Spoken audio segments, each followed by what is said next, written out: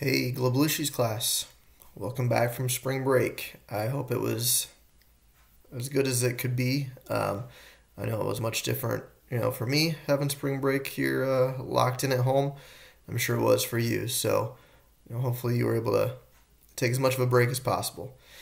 All right, we're kind of right back into it, right? This is gonna be the format for the next 2 months roughly. I'm sure you'll be sick of it and ready for summer and then ready for normal school in the fall, just like I will be.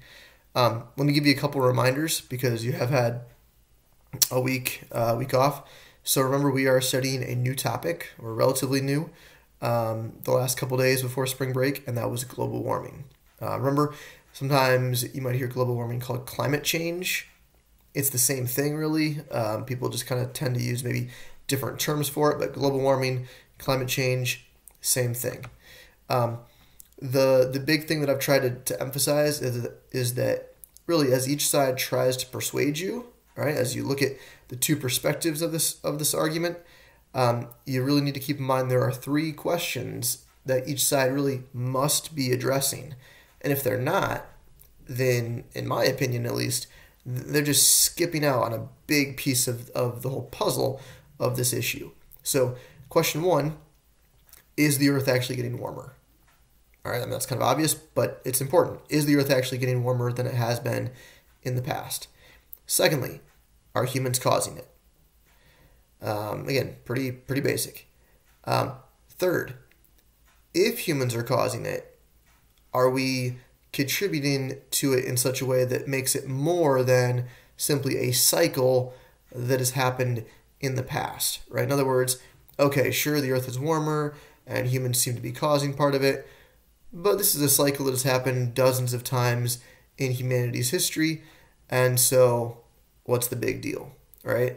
So each side needs to address those three questions. And again, if they're not, they're just really, in my opinion, kind of skipping out on part of the issue and why you and I should be concerned about it. So the only other piece then that I'll send as a reminder is that remember, we did spend most of a period kind of looking at the basics of what global warming actually means, right? If we're going to be debating and looking at the perspectives of it. And remember, it is largely viewed as the idea of the greenhouse gases, carbon dioxide and methane, trapping in the warmth that the sunlight sends our way, right? So as sunlight comes and enters our atmosphere, rather than being able to bounce out, it gets trapped in by these greenhouse gases, and it makes the Earth warmer. All right, so that's kind of the view of how it's happening, and it's happening because those two gases, carbon dioxide and methane, are much more common now after the Industrial Revolution. Okay, after about 1750 roughly. Okay, and so when you hear global warming or climate change, that's what people are referring to. Again, you could have the perspective that none of that is true, but if somebody's using that term, that's what they're talking about, okay? All right, so that's kind of the quick review. Today, we are going to go further into evidence and arguments on each side of the perspective, or on each perspective of the issue. So the Friday before spring break, you had to read a little bit of a handout. I'd encourage you to maybe even go back to that today and just spend 3 minutes like glancing through those major arguments on each side, because you're going to see those over the next couple days in more detail from a couple of documentaries. All right, and so today we're going to watch a documentary called Before the Flood, and they're going to try to persuade you that, yep, the Earth is warmer, humans are causing it, it's not a cycle, this is a big problem that we have just now started to cause.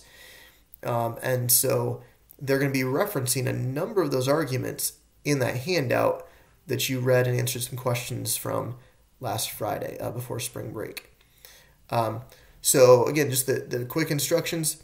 It's pretty basic today. You're going to watch, I'm really asking you to watch 25 to 30 minutes of the documentary. Okay, if you don't get to the 25 to 30 minute mark, I just don't think you're watching enough to be able to then compare it or contrast it with the documentary we're going to watch tomorrow. So please, 25 minutes. It's actually, I think, fairly interesting. It's fairly well done.